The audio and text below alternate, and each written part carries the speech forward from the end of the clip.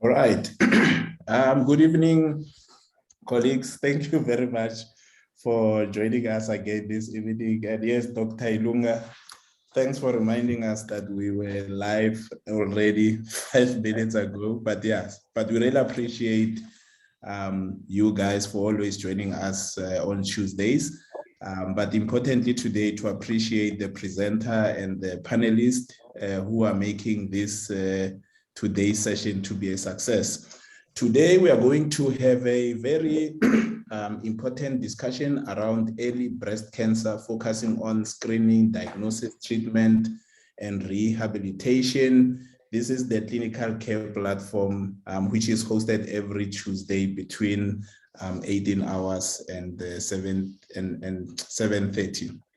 So just want to take this opportunity to welcome you, everyone, and also to remind you that as a platform, our mission is to improve patient care with educational resources and evidence-based education that enhances clinical practice and competence of health professionals. Our theory is that if you continue to participate on these platforms, even if you miss it, we now are making these, sessions available on various platforms, including YouTube, just for you to go back and really watch and also share this information with other colleagues in your work space where you operate on a daily basis. Today's webinar, like I said, it's early breast cancer.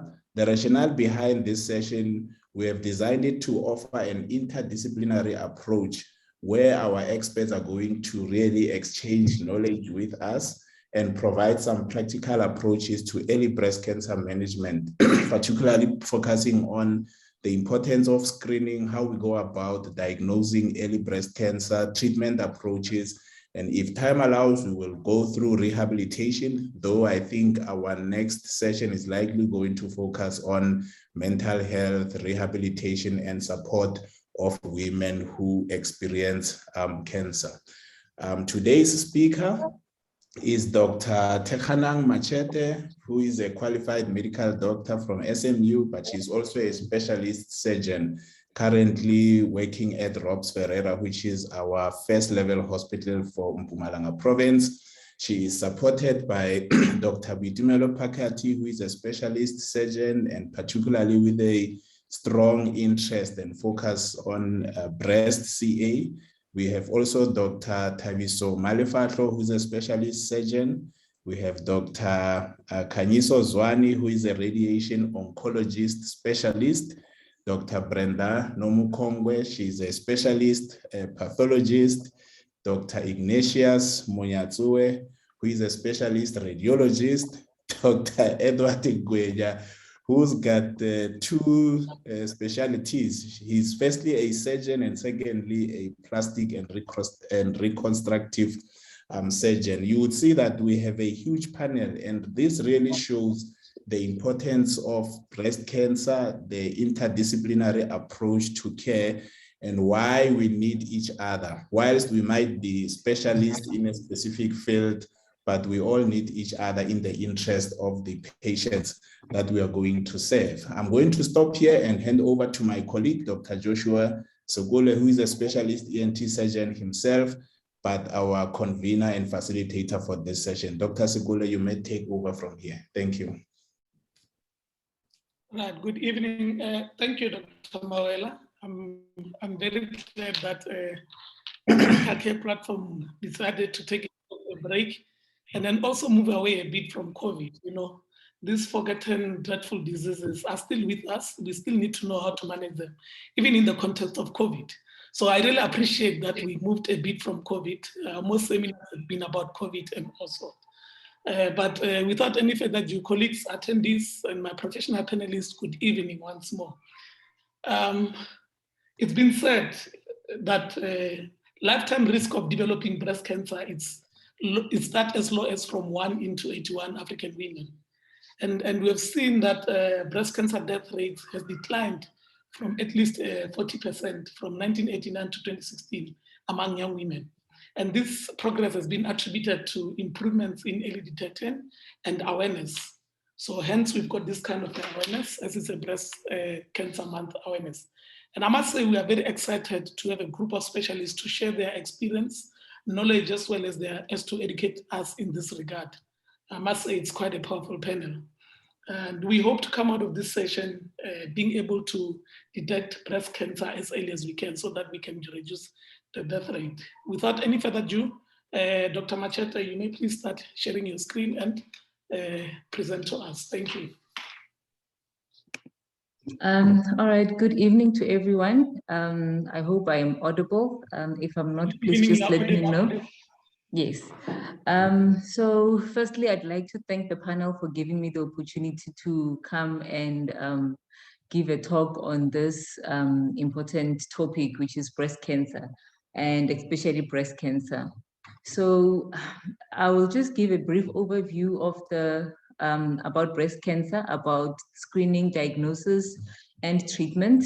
And I believe that the rest of the panelists will also have some other inputs to add, as well as also to go into specifics in terms of the discussion. So first of all, just just a little bit of a historical background. So the first mention of cancer, like of any kind, was a long time ago, around 1600 BC. And this was found in a document which is known as the Edwin Smith Papyrus. So, and this was a case, 8 cases of breast cancer which were documented. So in this document, these were just documented as tumors or ulcers that were not treatable.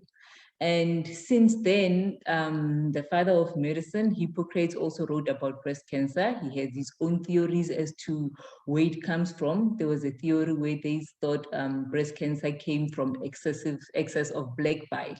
But it's only late in the 17th century where treatment for breast cancer really began, where they started to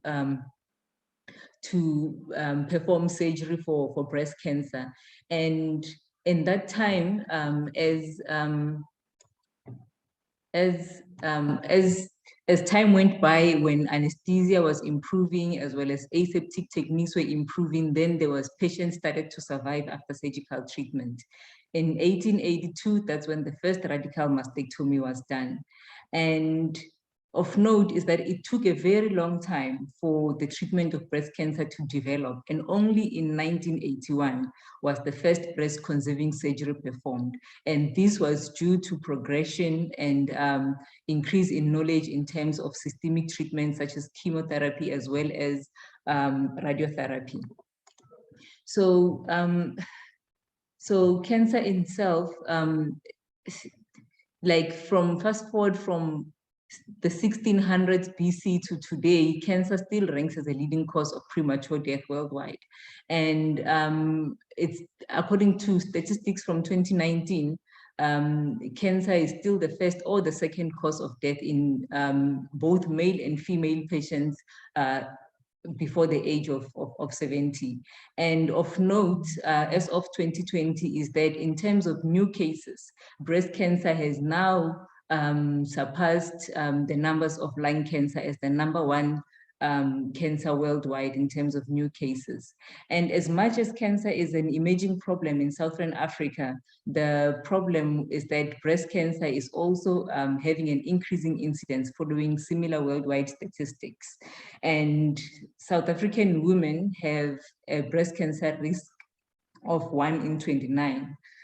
So this is quite significant, and this is why we are here.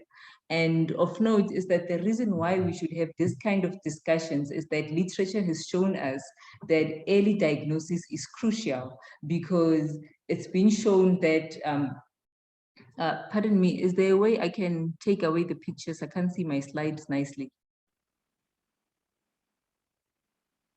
Hello? Yes, doctor, your picture. Yes, and other people's pictures. I don't know how to get them off the screen. Go to right on your right hand up. There's a thing which says view. Click on it. Right upper corner. View. View. Yeah. Okay, I can't see that. I can see more. I can't see view. But okay, anyway, I'll see what to do. I'll just find a way to move them out. Okay. But anyway, so alternatively, you can mute your video. It should take everyone away. okay, no, it's all right. No, it's fine. All right, good. I'll find a way, yeah, to move it around. So yeah, so literature has proven that early diagnosis is crucial, and because this has a direct impact on prognosis as well as survival. So you'd see that the higher the anatomic stage at diagnosis, the shorter the survival rate of the patient. Hence, that's why early diagnosis is crucial. And in terms now of early diagnosis, how do we diagnose cancer early? So this is where screening comes in. And unfortunately, most developing countries, including South Africa, we don't have population screening guidelines. As much as there is some guidelines written in the Department of Health, breast cancer guidelines, these guidelines, it's not possible to implement because we have many patients have no access to mammogram or even the information. So, but in the ideal world, patients from the ages of 40 need to get a yearly mammogram until they are around the age of 70, and that's the American guidelines. Whereas with the European guidelines, they suggest starting from the age of 45 up until as long as the patient is alive and they still have a life expectancy of 10 years, you should continue with screening these patients. So this is still something that's a challenge for us. Of note is that we have to note that patients at high risk, those with genetic predisposition, these patients we need to start screening at least a decade earlier, or even a decade earlier than the age which the family was diagnosed with breast cancer. So now what are the risk factors for breast cancer?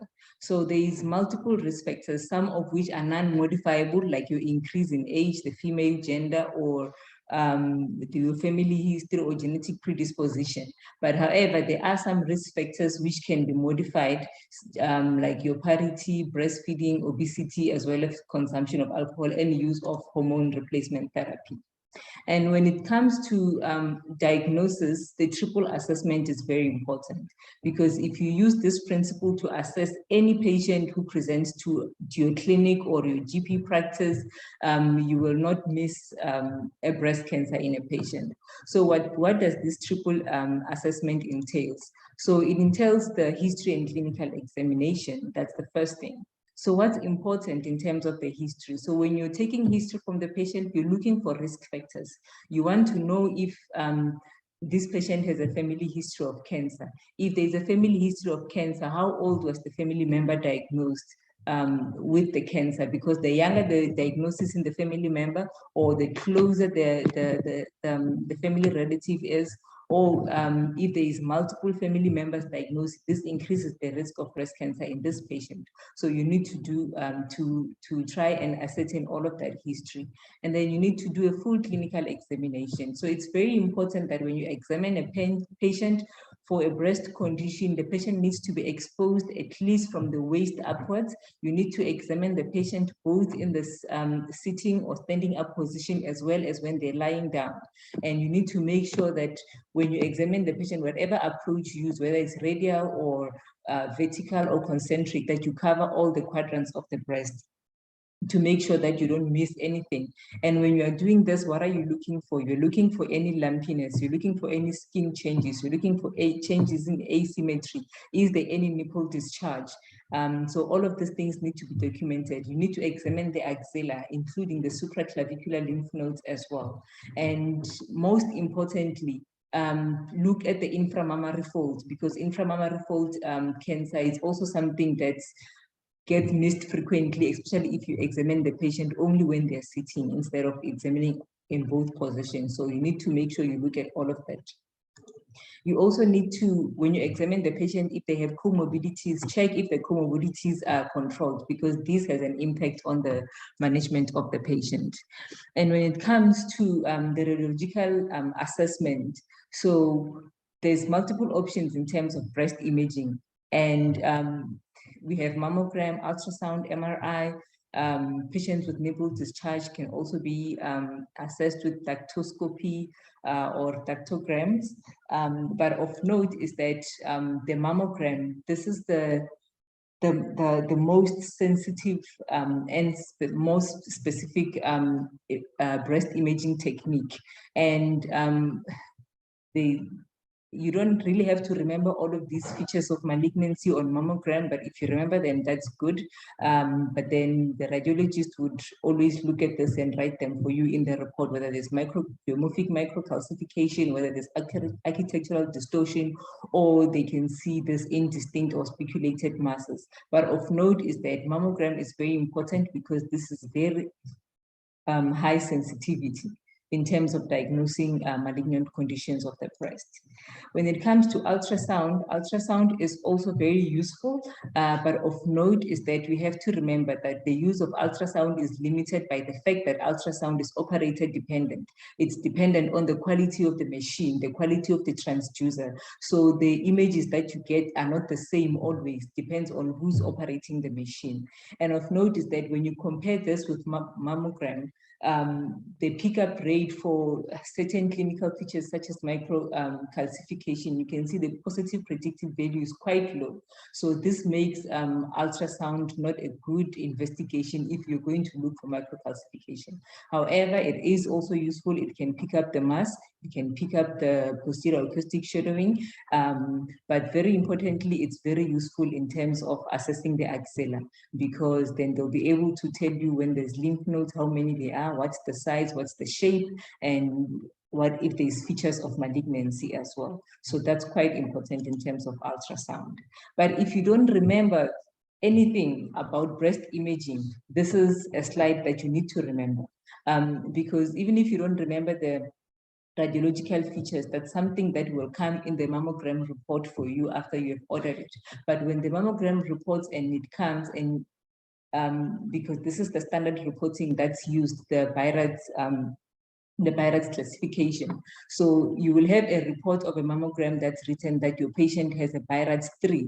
So this is what you have to remember, because if you remember this, when it's written BIRADS 3, you know that this lesion is probably benign, and then the BIRADS classification also advises you what to do with the patient. It will tell you that this is a patient who needs a short interval follow-up because the likelihood of malignancy is less than 2%. But when you have a BIRADS 4C, for example, then you know that this patient definitely needs a biopsy.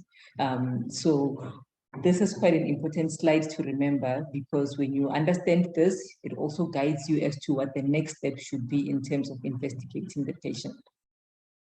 What is the role of MRI in the breast, in breast imaging? So this is not an investigation that we use routinely, but it's quite useful, for example, in patients who are BIRADS 0, so meaning that they have inconclusive mammography findings, or patients who are less than the age of 30, who have dense breasts, and they are diagnosed with cancer, and you need to know the extent of disease. In patients with lobular carcinoma, in patients who you're trying to investigate for occult primary cancer, where the primary is unknown, as well as if you want to assess patients who already have breast implants and you want to check for recurrence, then mammogram becomes MRI becomes indicated then. It's also indicated in screening in terms of high-risk patients, that like young patients who have genetic predisposition, who cannot be screened with mammogram because they have dense breast tissue,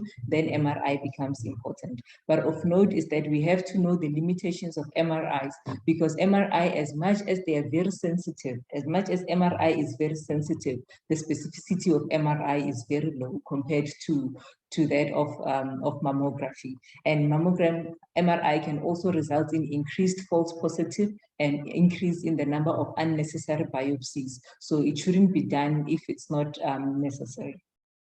And then in terms of histological diagnosis, the gold standard biopsy technique is a core needle biopsy. So the core needle biopsy, it will give you core tissue that will allow your pathologist to give you all the information that you need about the cancer. They'll be able to tell you whether it's benign or malignant. They'll be able to tell you whether it's invasive or in situ cancer. They will tell you the histological type, the grading, and the receptor status of the tumor. So the core biopsy is the gold standard biopsy technique. And sometimes in stereotactic biopsies or ultrasound guided biopsy is sometimes indicated, especially in occult lesions that are not clinically palpable. Then you need the assistance of the radiologist in terms for them to do these biopsies for you. Punch biopsy is only indicated if you need to biopsy the skin, like for example, in terms of Paget's disease of the breast. So in terms of metastatic workup, once the patient is diagnosed, we need to go on to do a metastatic workup.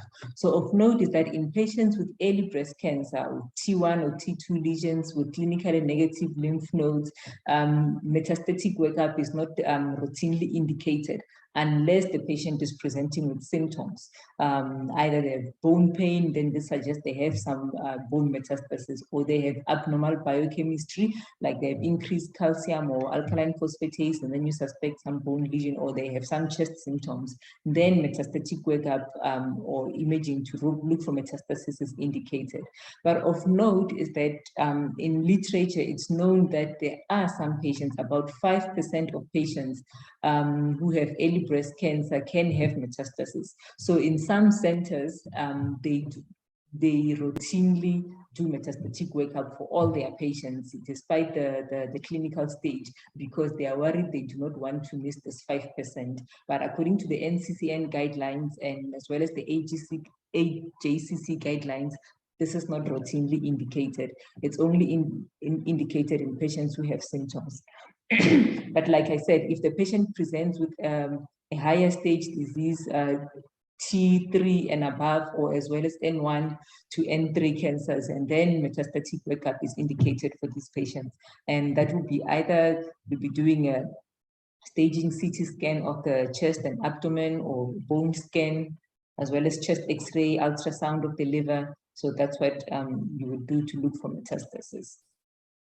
Now, the role of PET scan as a form of breast imaging. So this is also not done routinely, and it's not advisable to do in patients with early breast cancer. It's indicated mostly in patients with locally advanced breast cancer, stage 3B or higher, or if the, or as well as to, excuse me, as well as if other staging modalities are equivocal, like for example, you've done a bone scan and there's something suspicious on the bone scan, but you're unsure whether it's metastasis or not, and then the PET scan is indicated. But of note is that it also has its own limitations in that it has a high false negative rate when they in patients who have smaller lesions less than 1 centimeter. So this is also not, and as well as low sensitivity in terms of determining axillary metastasis. That's why this is not done routinely in patients with early breast cancers. So in terms of staging, I will not go through the staging. It's quite extensive. I think people will have to look at this at their own time.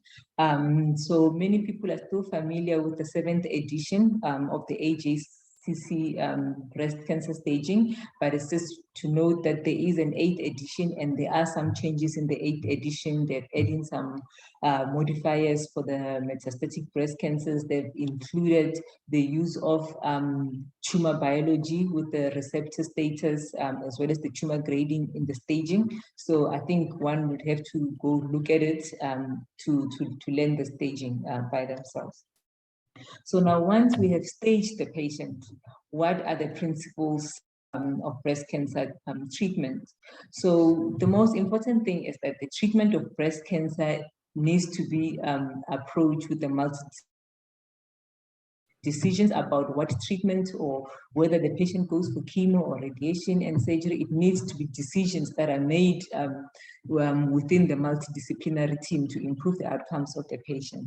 It's also important to understand the tumor biology for you to be able to treat these patients with breast cancer. And the treatment will involve the use of systemic therapies, chemo, endocrine therapy, targeted therapy. I think the oncologists can elaborate more on the chemo regimens, as well as local therapy, which involves the surgery as well as radiotherapy. So for the understanding the tumor biology, so basically this means you have to know what is the histological type of breast cancer. So there's different types of histological types of breast cancer, but most breast cancers are invasive ductal carcinomas, and this accounts for up to 70% of cases. They are all invasive ductal carcinomas, and the others you can see 2%, 5%. They are uncommon compared to this. So, and then another thing that we need to remember is the molecular subtype of the cancer. So the molecular subtype of the cancer is the classification of cancer based on the expression of either estrogen receptors, progesterone receptors, the human epidermal growth factor receptor 2, as well as the level of the Ki67. So using this expression of receptors, the breast cancer is classified into either luminal A, luminal B, the HER2 enriched, or the triple negative breast cancer. And then you will see as we continue onwards, why is this important? Why is it important to know the molecular subtype of the cancer you're dealing with? And again, you also have to know what the tumor grade is, whether this is well differentiated or poorly differentiated.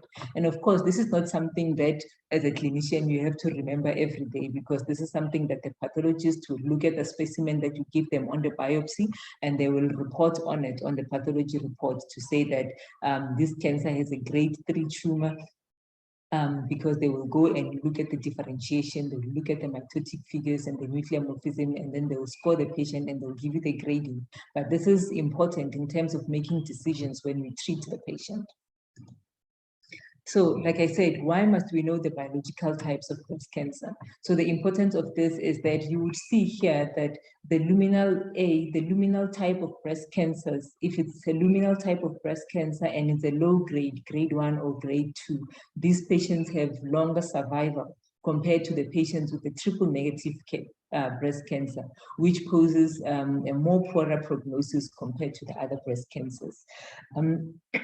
Historically, patients who are HER2 positive were also thought to have a poor prognosis, but now that there is targeted therapy, the prognosis has now improved in terms of these patients because there is now targeted therapy.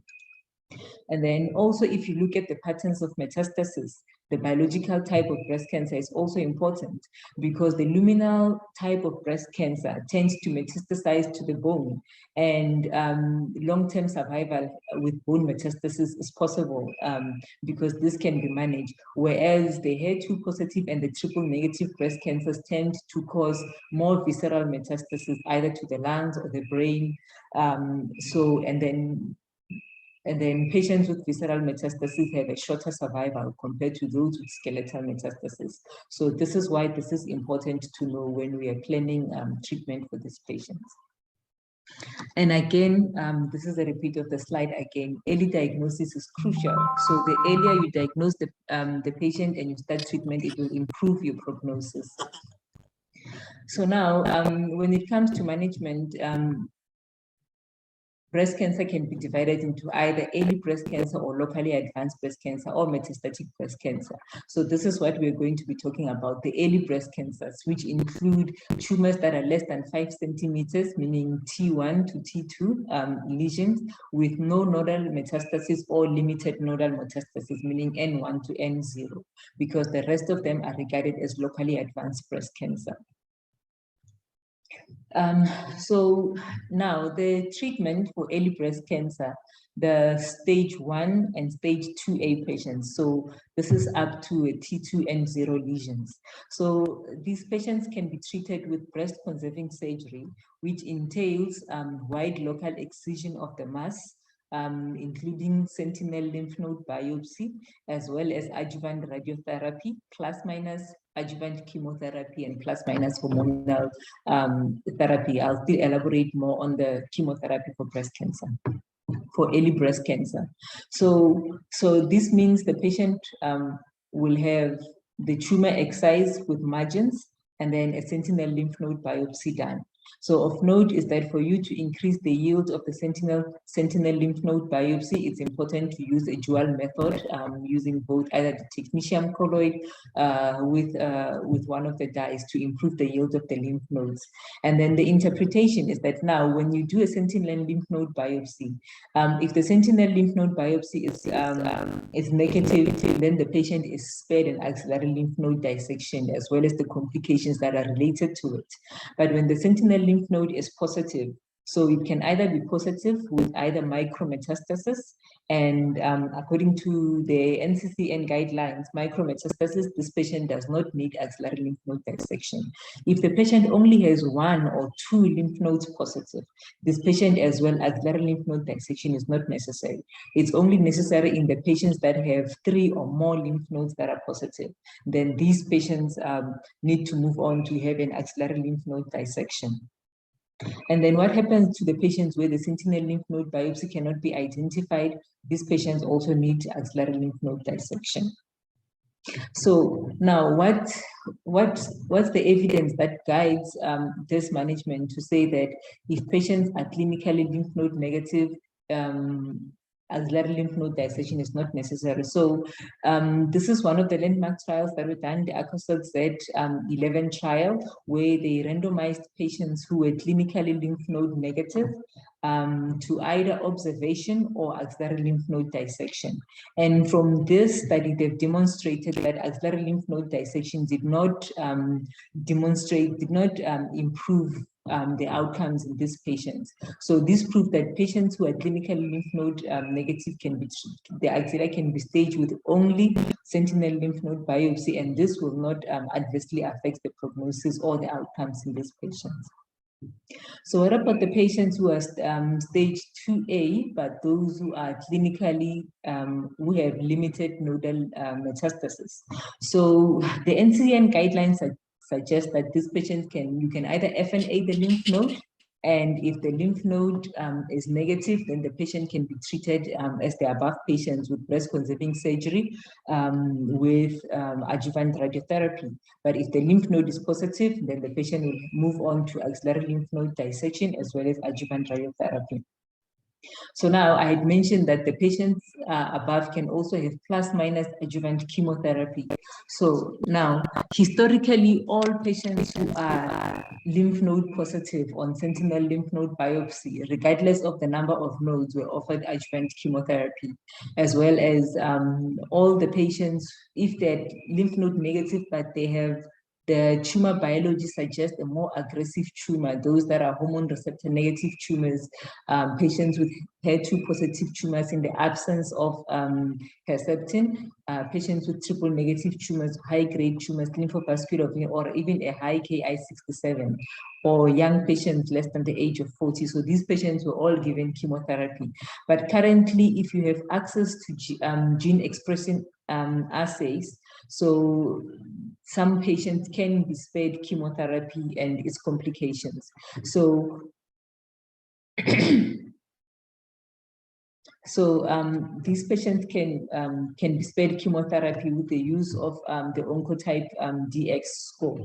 So this is a gene assay that can be used in patients with early breast cancer who are clinically lymph node negative, who are HER2 negative, as well as they have to be hormone receptor positive. So if these patients have a low recurrence score, these patients can be spared chemotherapy and they can only be managed with just hormonal therapy. It's only the patients who are found to have a high recurrence score of more than 25 that needs to be given chemotherapy. So this was also studied also by the Taylor treatment trial, where they did this 21 gene assay on patients who were clinically lymph node negative to observe whether chemotherapy offered any benefit to these patients, and they've proven that patients who were treated with hormonal therapy or chemotherapy didn't offer any extra benefit to these patients, provided that they had a low recurrence score on the Oncotype DX. So stage 2B patients, so these are patients with T2 lesions who also have limited nodal metastasis. And some of them have large tumors who are T3 lesions. So these patients are treated with neoadjuvant chemotherapy to downstage these tumors, because this is more than 5 centimeters. So you offer this patient neoadjuvant chemotherapy to downsize the lesion and make it amendable to breast-conserving surgery. And some patients who have 2T lesions can still be treated as the patients in the previous slide, especially if the tumor to breast ratio is not very high. So you can still offer this patient breast-conserving surgery without neoadjuvant chemotherapy and adjuvant radiotherapy. So with these patients that have T3 lesions, they have big tumors, and you're going to offer neoadjuvant chemo. It's very important that we remember to mark the tumor prior to initiation of chemo, either using the radio-opaque clip or permanent dye tattoo, so that if the patient responds, they have good clinical response to chemo, you can still locate the tumor when you do the breast conserving surgery. So those patients, if they respond well with the T3 lesions, they're still amendable to breast conserving surgery, which will be the wide local excision plus axillary lymph node dissection, or you may still offer this patient wide local excision plus sentinel lymph node biopsy. But if the patients do not respond well, so these will be patients who will be offered modified radical mastectomy. So now the question comes, is sentinel lymph node biopsy after chemotherapy reliable? So there's been some studies done to look at this. So in the ACOSOG Z1017 trial, 71 trial, they randomized patients who were clinically lymph node positive. They did sentinel lymph node biopsy on these patients, as well as axillary lymph node dissection. And from this study, what they could find is that for you to for the false negative rates, for you to have what is it? If you do a sentinel lymph node biopsy in a patient after chemo, the problem is that there might be an increased false negative rate. And they found that to mitigate around this, to bring this to be less than 10%, then the patients must be selected well, and you must harvest at least 2 lymph nodes from the sentinel lymph nodes to make sure that to improve on the false negative rate. And there was another study that was done, the Sentina trial, where they did exactly that.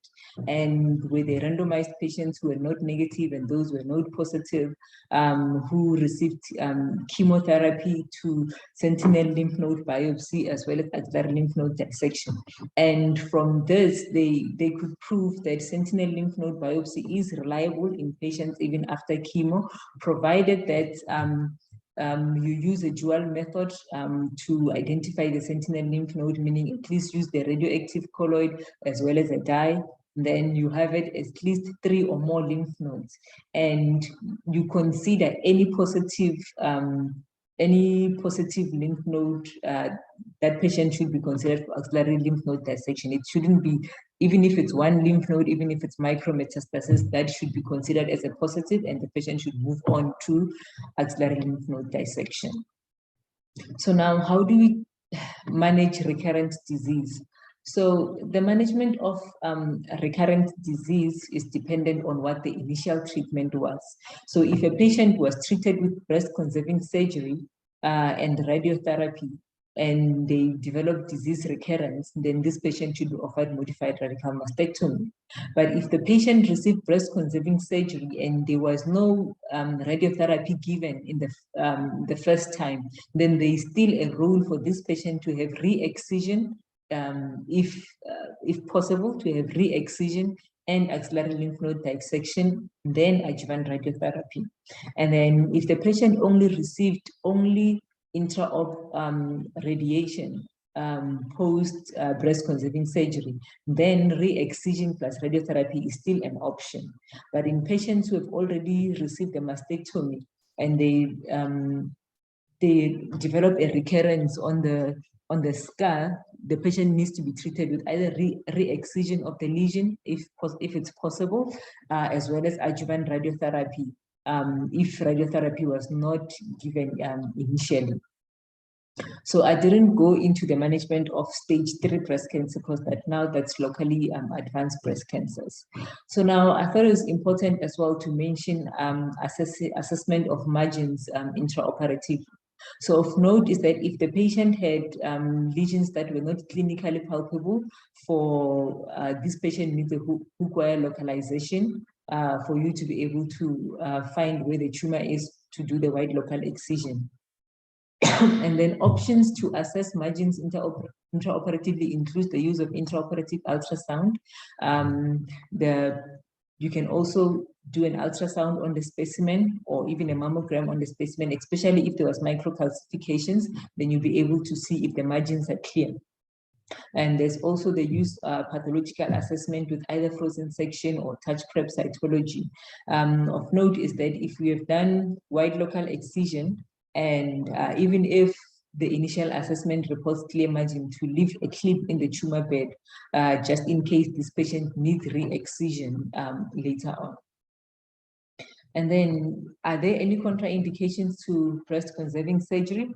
Yes, so there are some absolute and relative contraindications. Some of the absolute contraindications include if the patient has contraindication to radiotherapy, then breast conserving surgery is also not advised, because recurrence after breast conserving surgery is higher if the patient is not given adjuvant radiotherapy.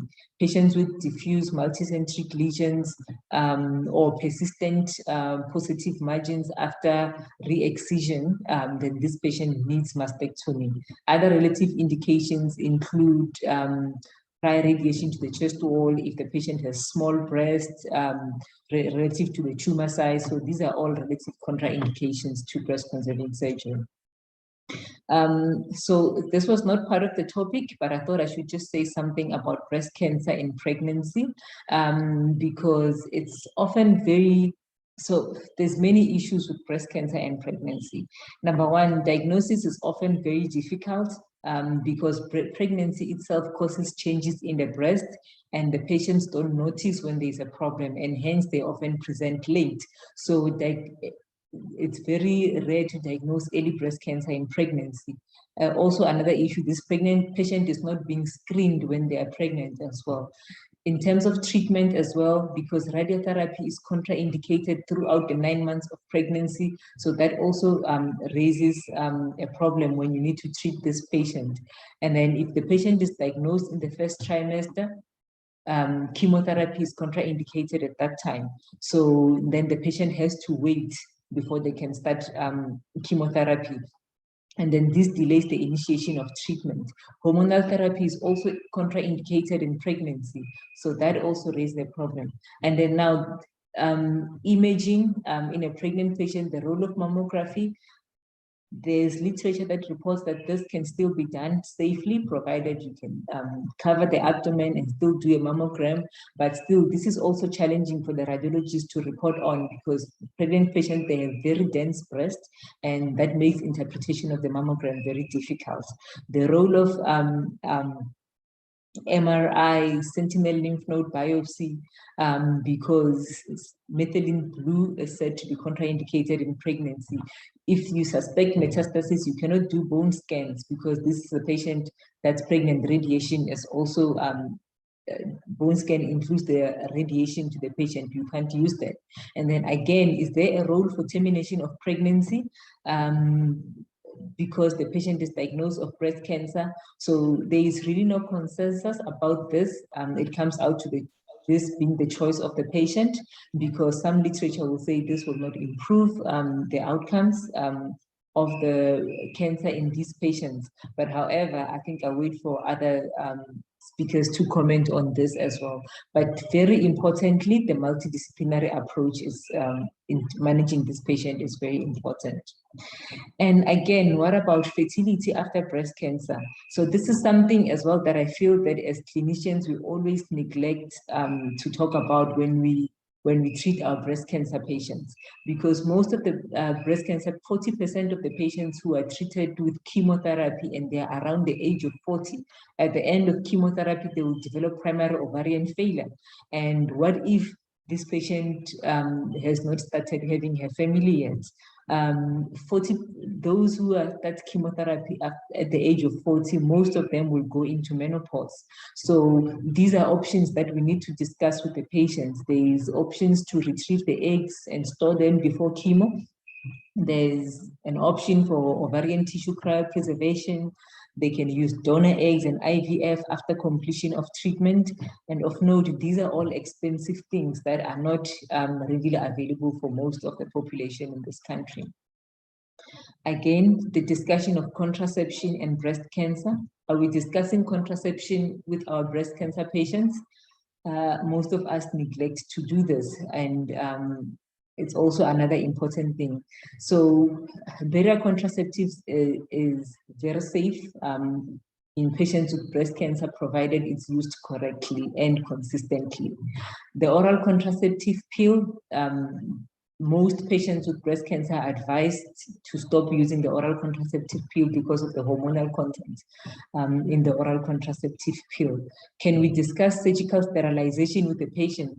This is probably the most reliable way of contraception, but this is something that's very difficult. Imagine being told that you are diagnosed with breast cancer, and then in the same setting, you need to decide whether you're going to get surgical sterilization or not.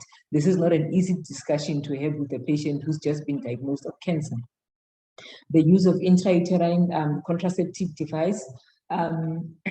So this is also safe to use in patients with breast cancer, but there are questions raised if you're going to use the Mirena, because it also contains progesterone as well. So, and again, what about breast cancer and HIV? So the relationship between these two diseases, there is also many questions that are being raised. Is HIV increasing the risk of breast cancer, or is HIV making the treatment of breast cancer difficult? So there isn't really literature that has proven that HIV increases the risk of breast cancer, but there have been some observations made in patients who are HIV positive who have been treated with breast cancer. So observations have been made that patients who are HIV positive, their prognosis is poorer compared to the HIV non-infected patients. And also when these patients are given chemotherapy, the patients with HIV are more likely to develop complications such as myelosuppression and neutropenic fever, but mainly because these patients are already immunosuppressed, and chemo is also suppressing the immune system. So these are things that I think we need to, more research is still needed to answer questions around HIV and breast cancer, because these two conditions are both causing major health problems in women in South Africa. So I think I will end here. Thank you. I don't know if then there's questions or open to comment. Thank you so much, Dr. Machete, for such an informative presentation. I didn't know it was this long. I always saw a breast as a small organ. Now I know. But thank you so much. I think the key to take from your presentation is the triple assessment. For me, it's the key. And if all of us can use that, we're more likely not to miss any cancers. And we really appreciate your time. Very informative, educative, and clearly can show that you are well prepared. We really appreciate. Thank you so much. We'll take questions later. I need to quickly move to my other panelists so that they can give a comment to your presentation. Then we can take questions and try to answer them. I've already have a million questions. If in commenting, they can go straight to the points. I really appreciate that. Dr. Malefetlo? Dr. Mawala, did you manage to get Dr. Malefetlo? Yes, she's in. Doc, you may unmute your mic and then unmute your mic and comment on the talk for about a minute or so, please. We're running behind schedule. Thank you.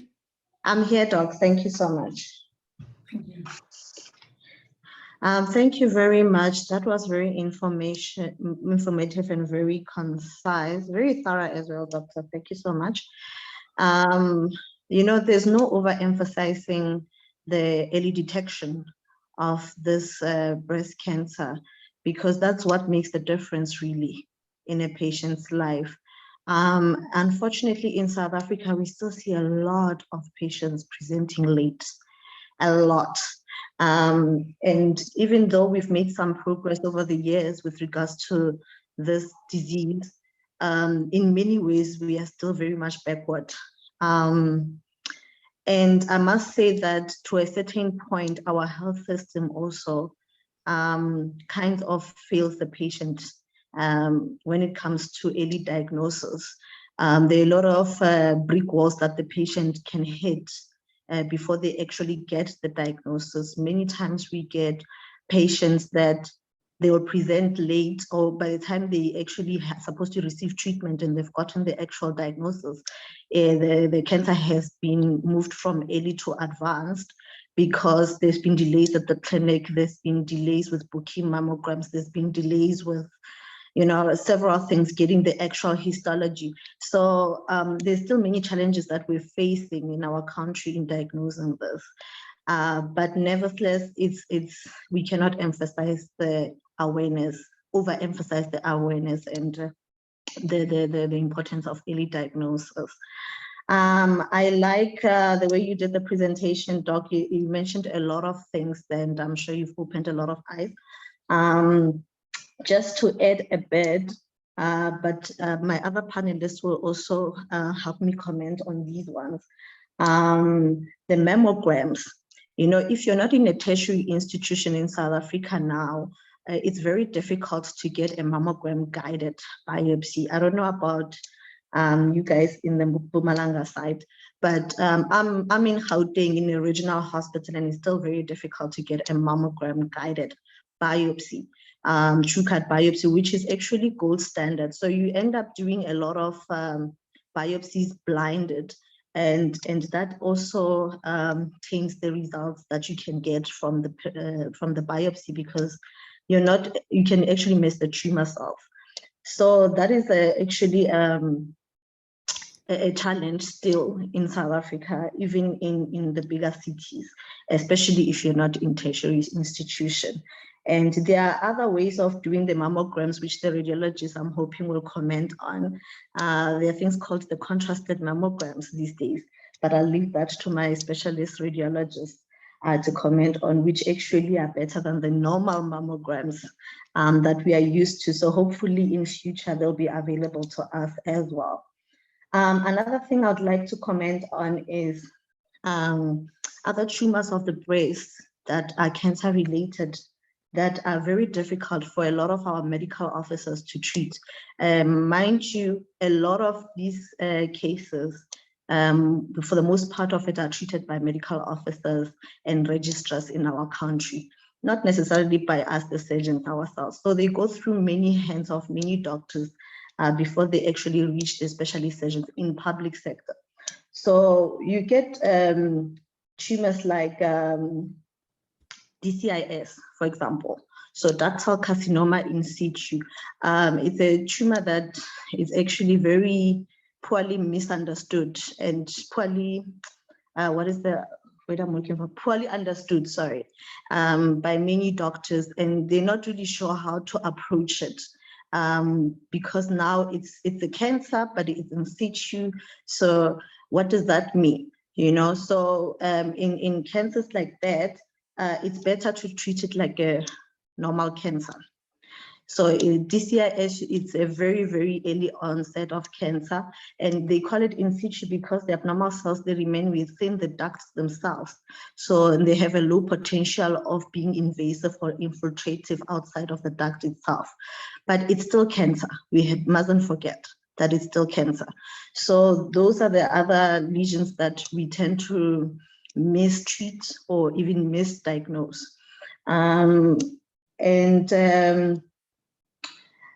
The issue of breast cancer in pregnancy. I must say we do see it quite a bit more than I thought we would, also in public sector, and the diagnosis is indeed very, very difficult, especially in a breastfeeding mother that can easily get congestion of milk and have something that a breast that presents more like a mastitis. A lot of times inflammatory breast cancers that present in pregnancies, they are often misdiagnosed as mastitis because they present more or less the same.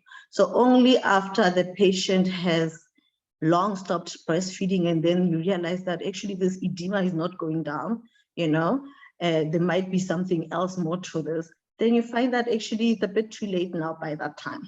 So, and often with inflammatory breast cancers, there's no clear lump, it's just generalized edema. It makes it really difficult in a pregnant or lactating breasts, you know, so it's another challenging part when it comes to clinical diagnosis of this breast cancer and taking it forth. And there's more of them than we think. I believe I have only 5 minutes. So we can talk the whole night about breast cancer. Ask Dr. Pakati. The other stuff I'll also leave to Dr. Pakati to comment on. Thank you very much. Wow, thank you. Thank you so much, Doctor. Indeed, it's quite a wide range of scope and a big topic, but your valuable comments are very important and we appreciate.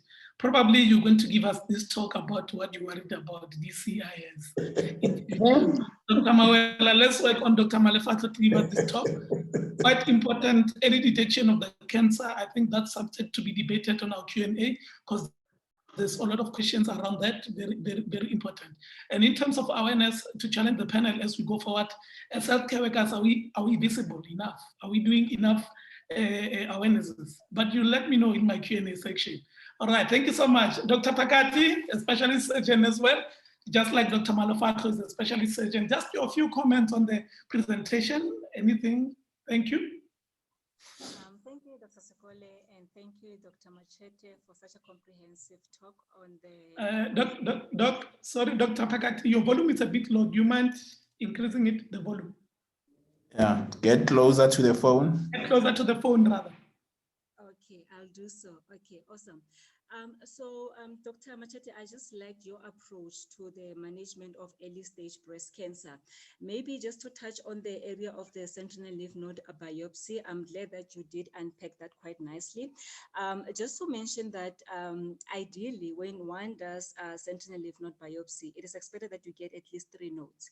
Why 3 lymph nodes? It goes back to the Z11 trial. Dr. Machete already mentioned that when you have 1 to 2 nodes that are positive, that is 1 to 2 out of 3 nodes that are positive, there's really no need to take the patient back for completion A&D. However, those patients must get radiation therapy to the axilla. But if all the 3 lymph nodes are involved, definitely the patient must get completion A&D. So remember, with the Z11 trial, all these patients are the patients who had breast conserving surgery who were going to get radiation therapy. There was already an indication for radiation therapy. So yes, if we don't do completion A&D, those patients must get radiation therapy to the axilla. It means we have to select these patients quite carefully. Like the same principle can also be applied when one has done the mastectomy. If one has done the mastectomy and you do the SLNB, the question is there any other indication for radiation therapy? If there's no indication for radiation therapy and the patient still has 1 or 2 nodes involved, that patient must definitely go back to theater for completion A&D. However, if there are indications for radiation therapy, by all means, the patient can go for radiation therapy. As they irradiate the chest wall, they also irradiate the axilla.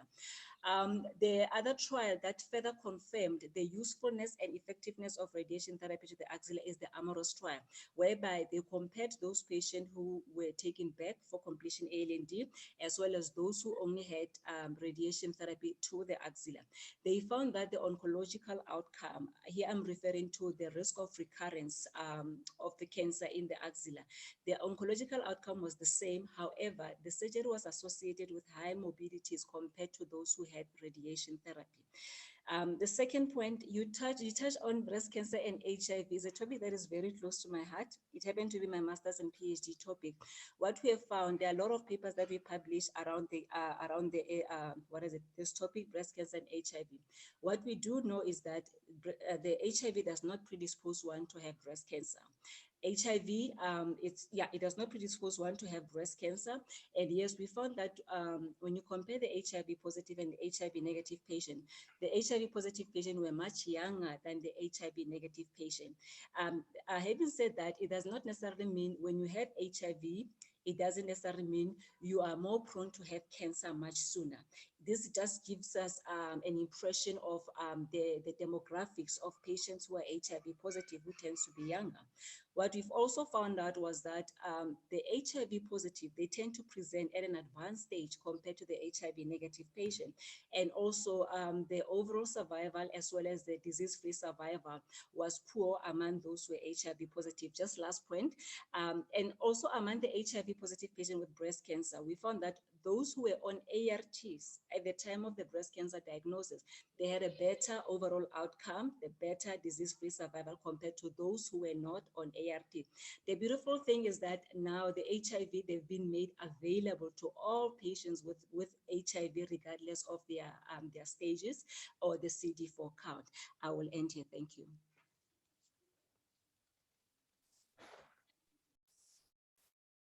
Dr. Zugula, are you still there? Thank you very much. Oh, thank you. Okay. I was speaking with my mic mute. Thank you so much, Dr. Pagati. You know, I've always said it before in this platform. Research and citation is my key. If you recite and cite yourself, it's even much better. We are proud of you, Doctor. Thank you so much. And little did I know there was a question in the Q&A section about HIV and breast CA. It was actually meant to come through to you. So I think you have answered, one of the attendees who have answered it. However, there will be a follow-up question regarding that. We'll ask you later. Thank you so much. Can we move now? We also have a pathologist. Often than not, we've got diagnostic challenges, pathology reports, and all these kind of things in relation to breast cancer. Dr. Nomokongwe, Brenda, you want to give a comment to the presentation before you take your questions later? Okay. You need to Thank unmute you your very mic. much. Am I audible? Yes, you are. Thank you. Okay. Thank you very much, colleagues, and thank you for having me as part of your panel in such an interesting, challenging topic. I think historically, pathologists have always been seen as the guys that just come up very late in just coming up to give a diagnosis. And we are currently, in an evolving time where we're looking at pathologists being present throughout the diagnosis as well as management and diagnosis and prediction. I think one thing that I want to commend the presenter today is that she went all out in preparing her presentation and actually did a lot of work in terms of histopathology as well. But just to come up and say that, our role currently in the management and diagnosis of early breast cancer is that we are involved in mainly giving a histopathological diagnosis that is classifying the cancer, assisting with the WHO classification. We assist with the grading, and we also assist with staging of the tumor. And the receptor status, currently a very important topic. In the olden days, we used to do immunohistochemical markers to look at your ER, PR, and HER2 receptors, which she has already mentioned in her presentation. And we currently looking at molecular markers. But what I should say, Dr. Skole, listening to all the people that have commented, is that if we look at breast cancer colleagues, we need to be honest that we're dealing with two types of situations here. And that is always a downfall in a country like ours, where you have breast cancer in the public sector and breast cancer in the private sector. That is the truth of the situation, saying that, you rarely see early breast cancer in the public sector. As a histopathologist, we rarely see that. And we see early breast cancer in the private sector.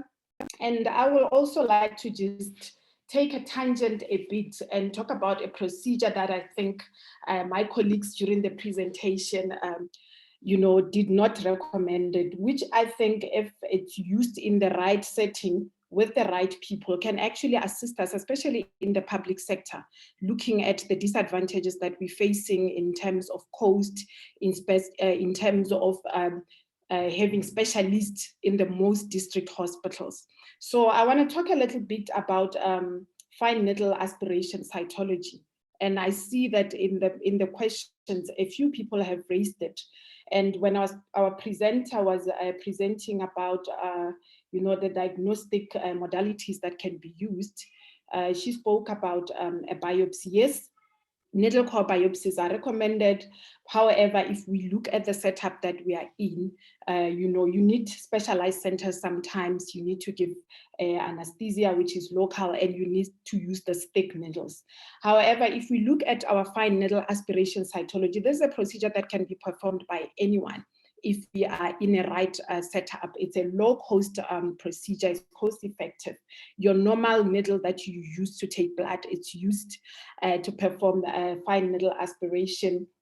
It is very, it's less invasive, and it's got a low risk of complications. However, I mean, historically, this procedure has been associated with risk of insufficiency, where doctors get very frustrated because they will do an FNA and you send it through the different channels. By the time it reaches the laboratory, it's been more than 6 weeks, only to get a result that says it's insufficient. And I think it's very demoralizing to our colleagues. So if we do this in a right setting and we use it together with clinical data as well as radiology, the accuracy of FNAs can be at almost 100%. Now, in the private sector, I mean, we have the luxury of the pathologists actually being the ones to perform the fine needle aspiration cytology. So I also run a clinic that does that. I perform these FNAs myself. And the nice thing about this FNAs being performed by a pathologist is that you do the FNA and you immediately examine it under the microscope when you still have a patient in rooms. So you do not have issues with insufficient results. Now, colleagues, you also need to know that currently with FNA material, we can also prepare cell blocks. These are prepared using wax, so you get the same morphology as what you will get, similar to what you will get in a biopsy. And on the wax blocks, we can conduct immunohistochemical markers, and we can also do molecular tests that are needed to actually prognosticate this patient and also assist with targeted therapy. So I just wanted to say that this is a technique that we should not completely abandon, looking at what we have and what we are facing with, especially in the peripheries. Now, it has its challenges, especially in diagnosing lesions like the in situ carcinoma that we spoke about. It's a very interesting topic that I'm looking forward to engage in our next setting. So in diagnosing lesions like that, it's actually not able to pick up those lesions. However, if you look at lesions that are less than 1 centimeter, it's actually a recommendation. And in a study that was done by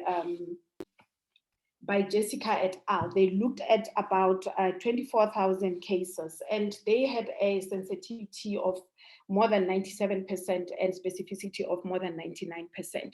So I think cytology it's a technique that is very cost effective and we must not completely dismiss.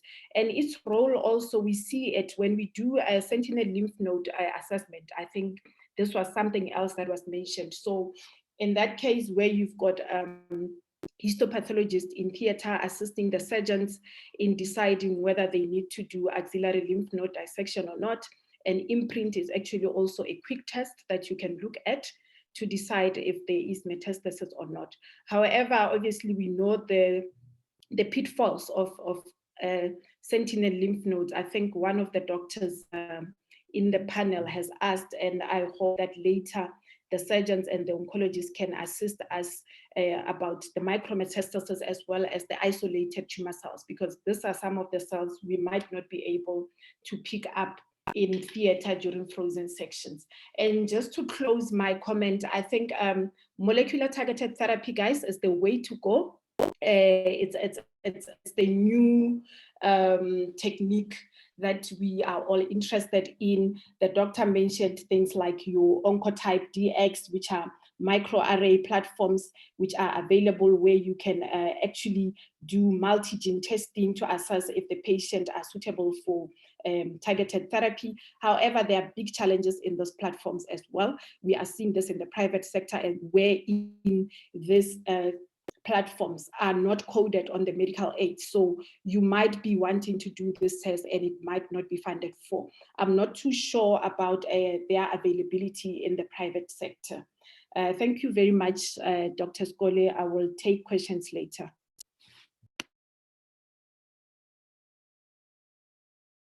Dr. Sekule, please unmute.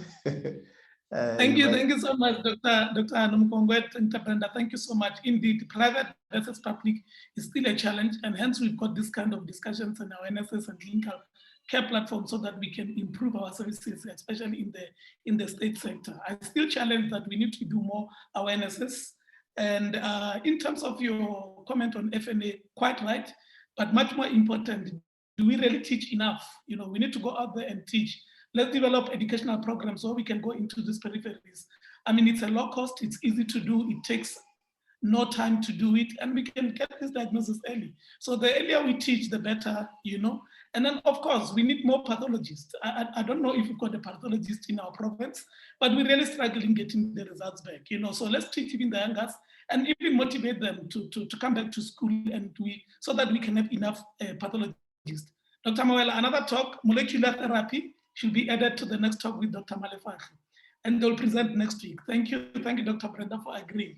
Let's move on. Dr. Zwane is our oncologist in the platform today. Please, your comments on the talk. Dr. Zwane, you may unmute. Nyagiso, Kanyiso. Dr. Zwane, are you able to hear us? Please unmute your mic.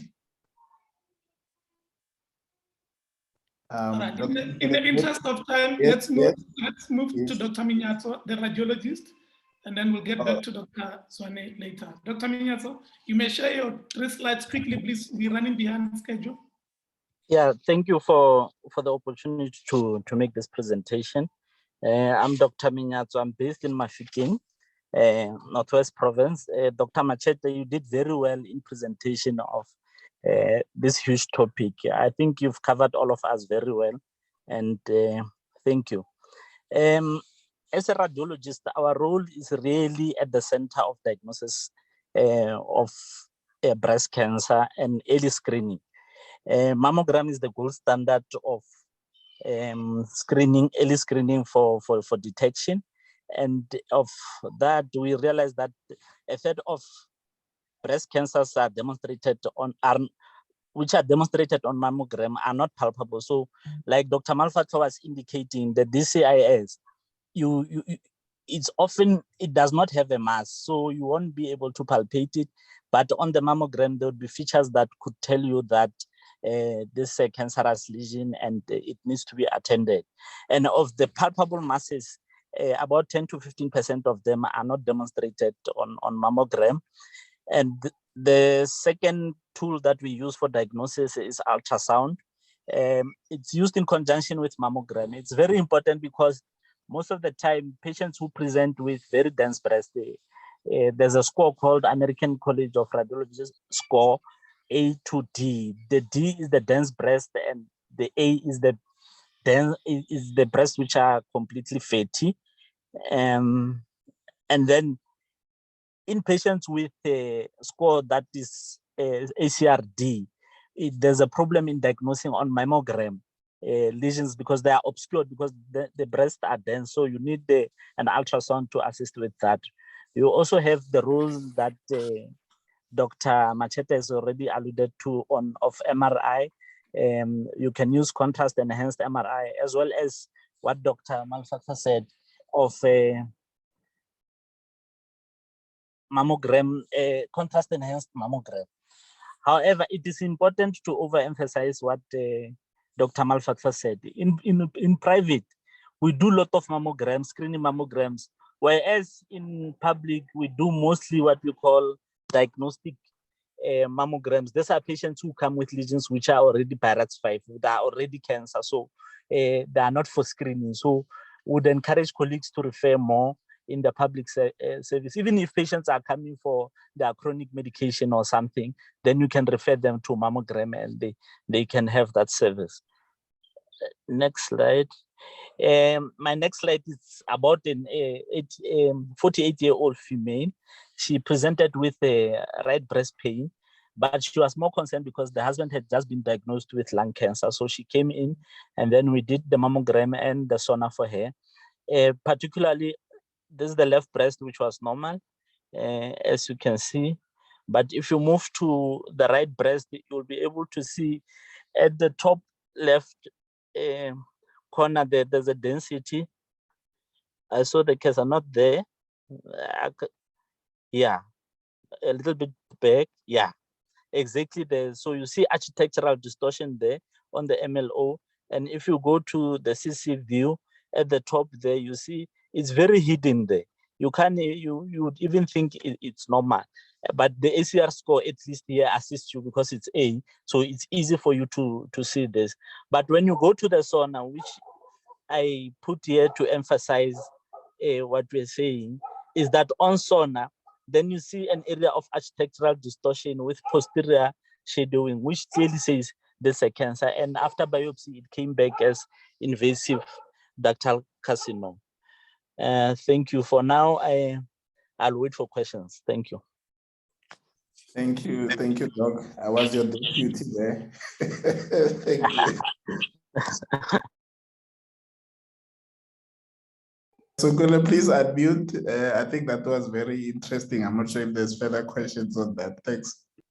And he'll get the questions later. Thank you so much, Doc.